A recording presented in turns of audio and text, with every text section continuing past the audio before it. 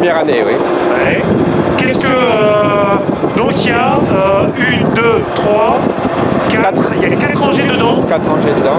Ouais. Vous l'avez depuis le mois de... On l'a eu juste pour semer les colzas. D'accord. Ouais.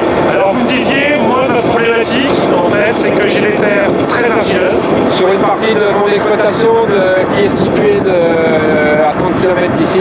Ouais. 60% d'argile, c'est ça? 60% d'argile. 60% d'argile, d'accord. Et ici, là, à Andreville, on est à combien? On est à 25. D'accord. D'accord. Alors, qu'est-ce que vous pensez, vous, du semoir agristructure, alors? C'est un choix, un compromis pour la problématique, c'était pour semer dans les terres argileuses sans labour. Donc il fallait trouver un outil assez simple et qui passe dans les résidus avec les résidus des cultures.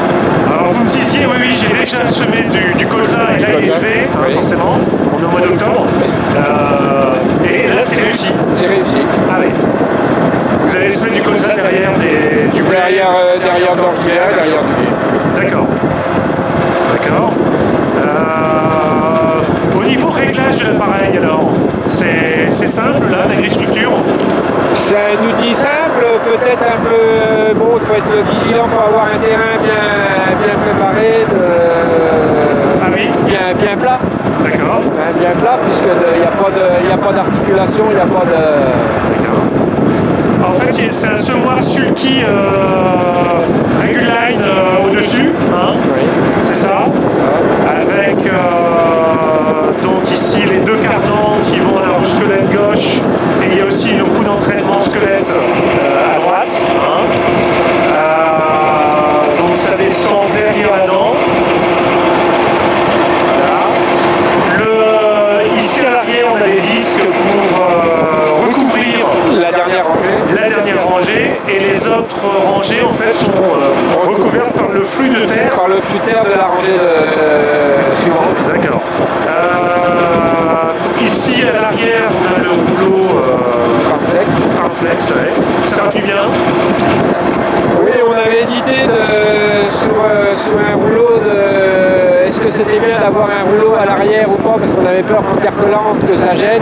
Ouais. Mais c'est pratiquement indispensable d'avoir un appui à l'avant et un appui à l'arrière pour... Est-ce qu'en terre collante ça gêne justement la Farmflex? Ben pour l'instant on a fait ça par le motin, ouais. Mais apparemment même quand c'est légèrement humide, ça fait une pellicule de terre sur le dessus, mais ça monte, on voit le flux de terre qui monte, mais il y a peu de terre dessus. D'accord. Oui, à l'avant on a la roue là, la roue de contrôle, les deux roues de contrôle hein, de chaque côté du semoir. Alors vous me disiez, ouais, vous avez eu un petit souci là en semant du blé dur, hein, oui. C'est ça? Expliquez-moi un petit peu.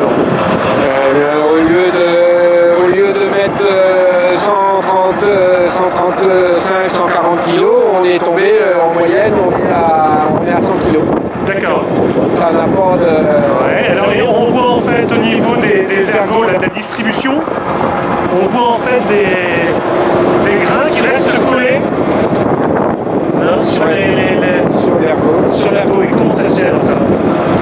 On suppose que ça vient du produit de traitement des semences. Oui, et c'est quel produit alors? Signal, puisque jusqu'à maintenant j'ai semé du blé de tendre traité céleste seul, j'ai pas eu de soucis. Ouais. Et ça là j'ai commencé samedi et puis dimanche à travailler et avec en semant du blé dur, donc traité signal. Traité signal et le blé il colle à la main, il colle un peu, il est tout collant. Et le fond de la cannelle, le fond de la goulotte, ça l'a encrassé aussi un peu. D'accord. Là j'ai revidé mon semoir, on a revidé le semoir pour contrôler, pour regarder, et le blé est tout collant et ça n'a pas mis compte. D'accord. On suppose que ça vient de ça, je ne sais pas. Ben oui, tout à fait. Oui. Enfin, s'il y a d'autres agriculteurs sur le site Agriali qui ont eu ce problème, qu'ils n'hésitent pas à le dire. Hein. D'accord. Écoutez, très bien. Merci beaucoup. Merci.